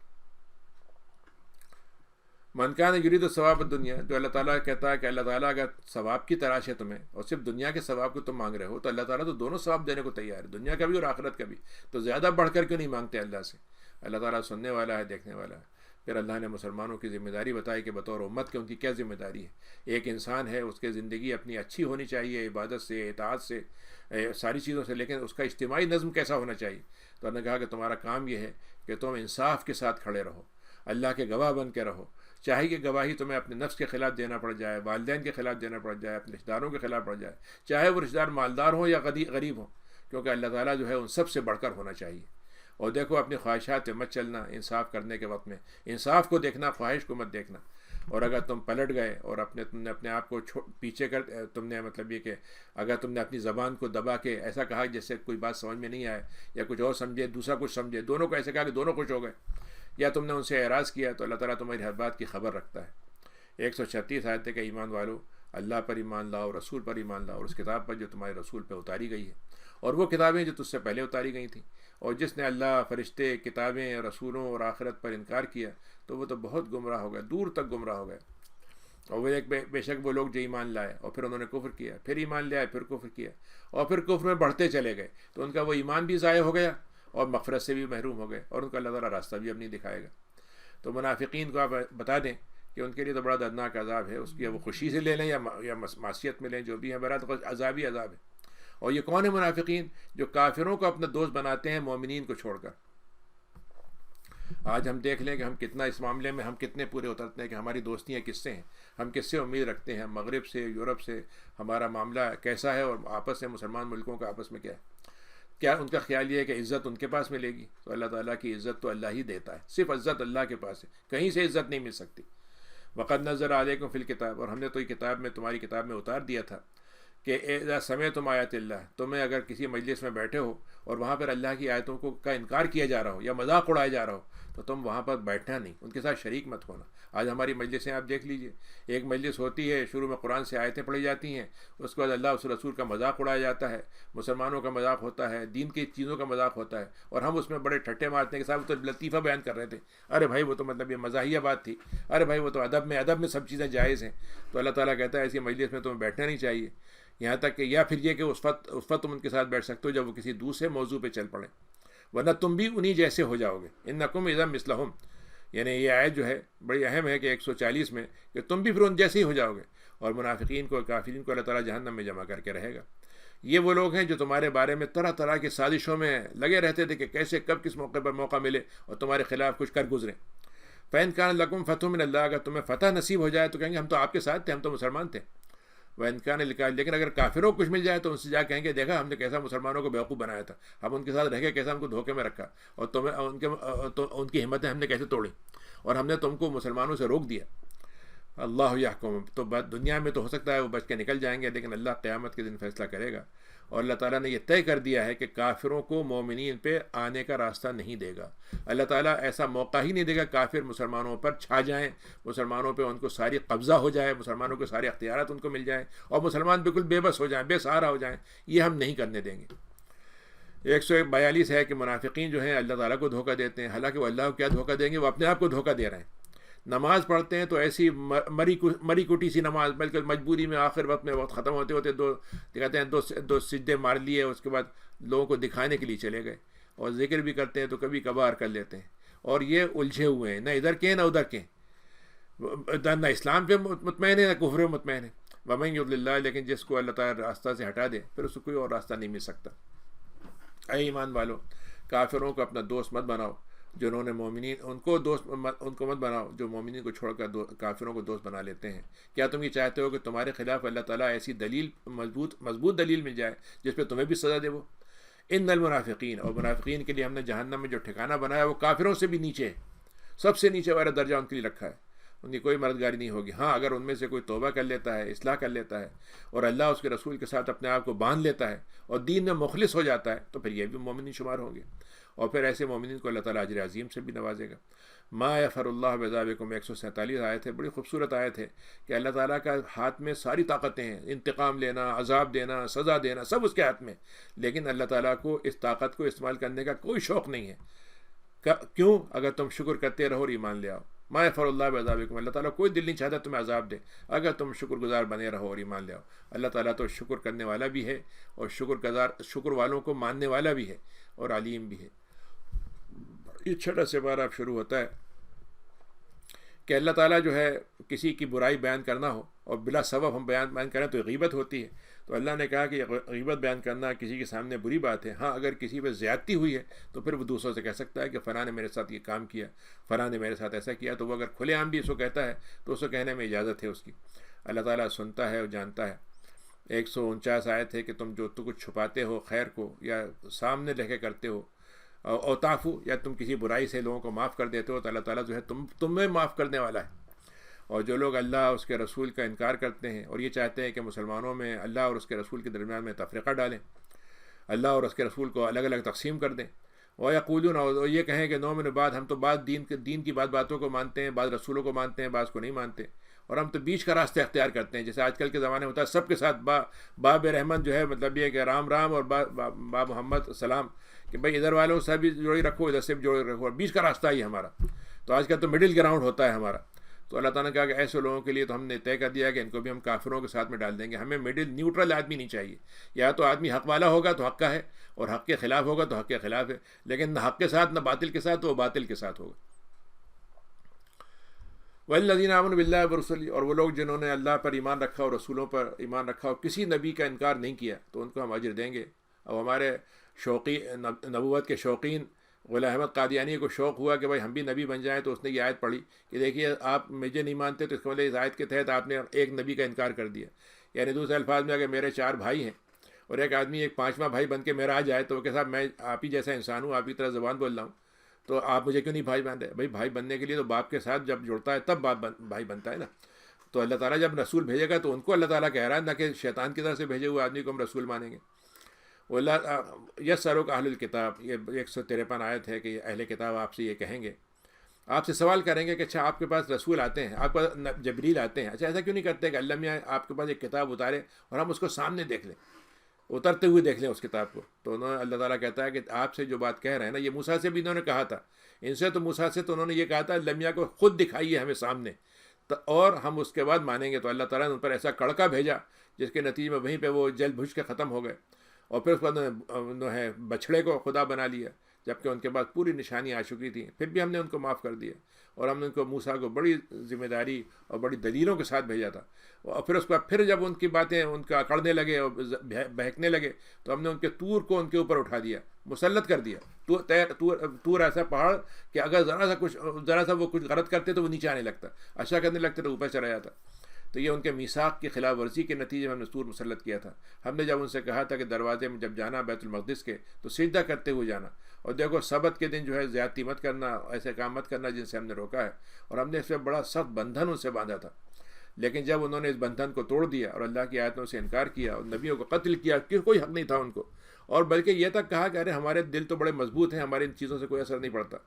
یہ دل مضبوط نہیں تھے بلکہ اللہ نے ان پہ مہر لگا دی تھی۔ اب نتیجہ یہ ہے کہ اب ایمان بھی ان کے دلوں میں نہیں جا سکتا۔ تو اس کفر کی وجہ سے، اور پھر انہوں نے جو مریم پہ بہتان لگایا کہ وہ یوسف کارپینٹر کی بیوی تھی اور وہ زنا کے ساتھ مطلب تعلق ہو گیا تھا، لیکن چھپانے کے لیے اسے شادی کر لی، اور اس کے بعد عیسیٰ علیہ السلام پہ یہ الزام لگایا، تو اللہ نے کہا کہ جیسا مریم پہ انہوں نے بہتان لگایا، اور پھر انہوں نے اس کے بعد مزید آگے کہا، بڑے دھڑلے سے کہا، آج بھی کہتے ہیں کہ ہم نے مسیح عیسیٰ کو قتل کیا، جبکہ وہ اللہ کے رسول تھے۔ حالانکہ اللہ نے کہا کہ نہ تو انہوں نے قتل کیا، نہ اس کو سولی پہ چڑھایا، وما صلبوہ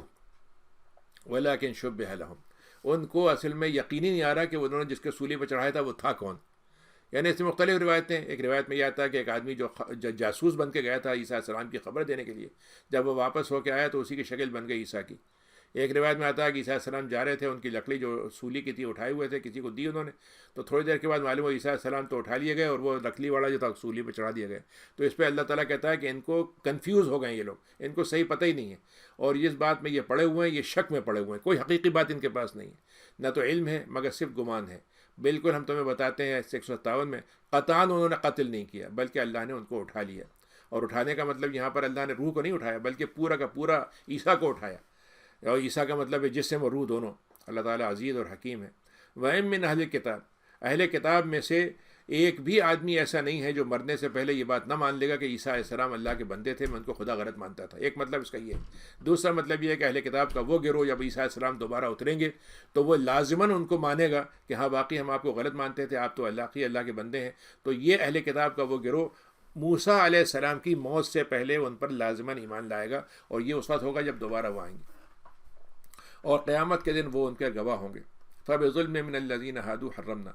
تو یہ جو انہوں نے جتنے ظلم کیے، جو ہدایت یہودی بننے جانے والے تھے، ہم نے ان کو کیا کیا، ان پہ بہت سی چیزیں حلال تھیں، طیب چیزیں وہ حرام کر دیں،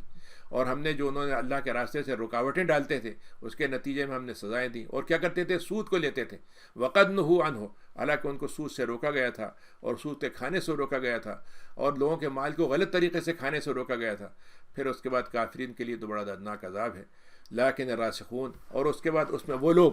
جن کا علم بڑا مضبوط اور پکا ہوتا ہے، صحیح علم ہوتا ہے، اور مومنین ہوتے ہیں جو ایمان لاتے ہیں اللہ پر جو پہلے اتارا گیا تھا، اور آپ پر جو کتاب ہے اس پہ ایمان لاتے ہیں، نمازیں قائم کرتے ہیں، زکوٰۃ دیتے ہیں، اور اللہ پر اور رسول پر، مومنین اللہ پر اور آخرت پر ایمان رکھتے ہیں، ایسے لوگوں کا تو اجر ہمارے پاس ہمیشہ کے لیے بہت زیادہ ہے۔ انا اوحینا 163 ہے کہ اللہ تعالیٰ نے کہا کہ اے نبی ہم نے آپ کو جیسے وحی کی ہے، تو آپ ہی پہلی دفعہ نہیں کی، ہم نے اس سے پہلے نوح پہ کی تھی، اور اس سے بہت سے نبی ہیں، ہم نے ابراہیم پہ، اسماعیل پہ، اسحاق پہ، یعقوب کے بیٹوں پر ہم نے وحی کی تھی، عیسیٰ پر، ایوب، یونس، ہارون، سلیمان، اور ہم نے داؤد کو تو زبور کے کچھ حصے دیے تھے، ٹکڑے تھے ان کے پاس، صفحات تھے، اور ہم نے ایسے رسول بھیجے جن کا ہم نے آپ نے ذکر کیا، اور ایسے بھی جن کا ہم آپ کو نہیں بتایا، ہم نے آپ کو قرآن میں ان کا ذکر ہی نہیں ہے، اور موسیٰ سے تو ہم نے براہ راست بات کی تھی،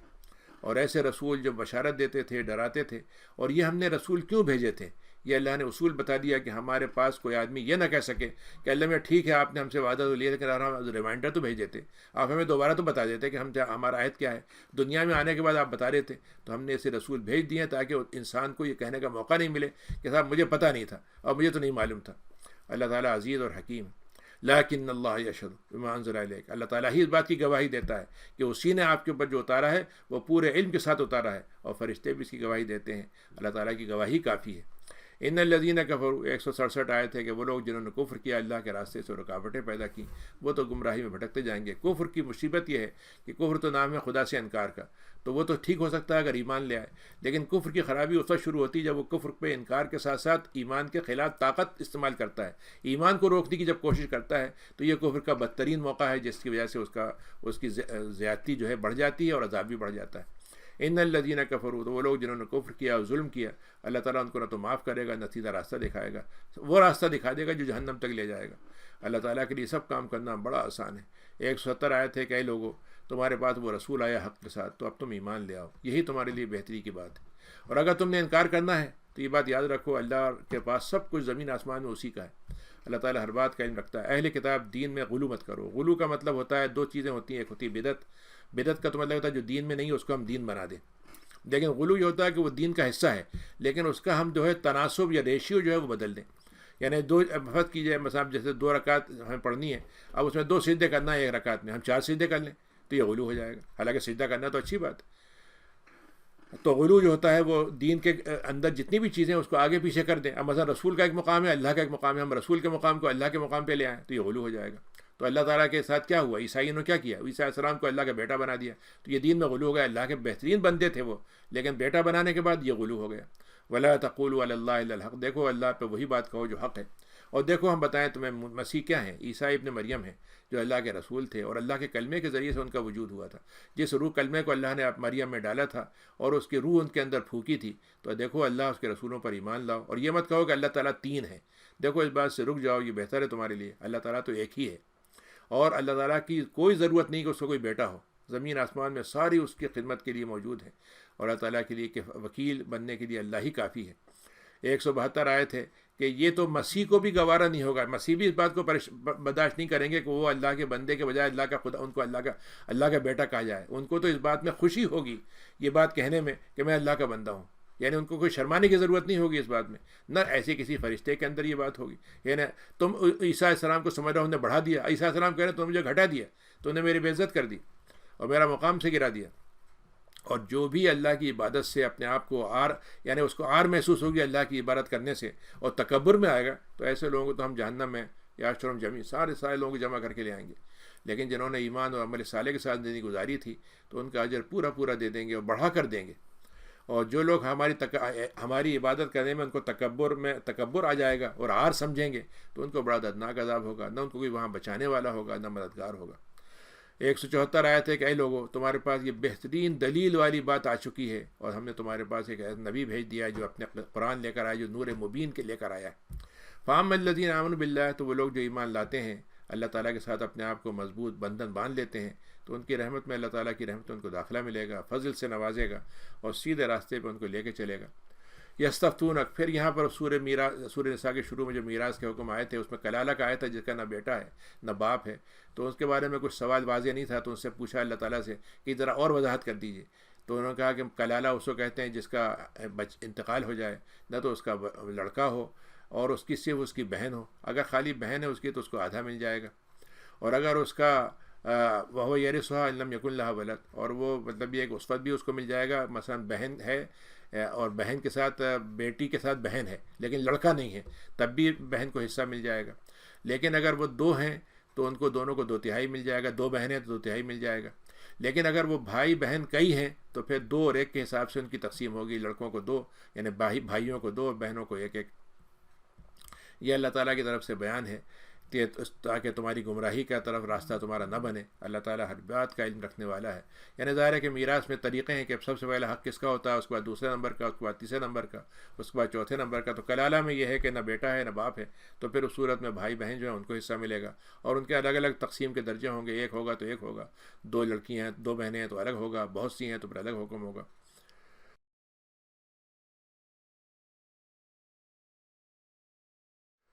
اس کے بعد یہ سورہ مائدہ ہے. نہیں صاحب 7:30 ہو گئے ہیں، میرے خیال میں سوال لے لیں اس وقت. چلے تو سورہ مائدہ جو ہے پھر انشاءاللہ کل شروع کر لیں گے. 7 منٹ کے بعد دسترخوان بچھا دیں گے پھر. 2-3 سوال بھی ہیں، ان کو لے لیں میرے خیال میں. جی جی. یہ سوال ہے کہ وہ آیت نمبر 43 میں جو آیت لا تقربوا الصلاۃ وانتم سکارا، کیا اس سلسلے میں جو حضرت علی کے بارے میں جو روایات ہیں وہ حدیث سے ثابت ہیں یا وہ جو حضرت حمزہ کی واقعات آتا ہے؟ جی ہاں، حدیث میں ملتا ہے کہ وہ حضرت حمزہ کی یہ حدیث میں اونٹنی تھی اور حضرت حمزہ نے اس کو شراب پیے ہوئے تھے، اور اس وقت یہ ہوا بھائی کوئی کھانے کے لیے کچھ چاہیے، تو انہوں نے کہا بھائی یہ بکری تو، یہ اونٹنی تو کھڑی ہے، ذبح کر لو اسے. تو وہ انہوں نے اس کو ذبح کر لیا. جب وہ ان کے بعد پہنچے تو وہ انہوں نے کہا کہ بھائی یہ تو مجھے رسول نے دی تھی. تو انہوں نے کہا رسول جو ہیں وہ تو مطلب وہ ہیں کون؟ وہ ان کو یعنی اس وقت کوئی ہوش ہی نہیں تھا. تو نبی کریم صلی اللہ علیہ وسلم نے بھی یہ بات محسوس کی تو آپ نے اس سے درگزر کیا. تو واقعہ تو آتا ہے، لیکن اب واقعی کتنی درجہ ہے صحت کا یہ تو میں نہیں کہہ سکتا، لیکن آتا ہے واقعہ. اچھا.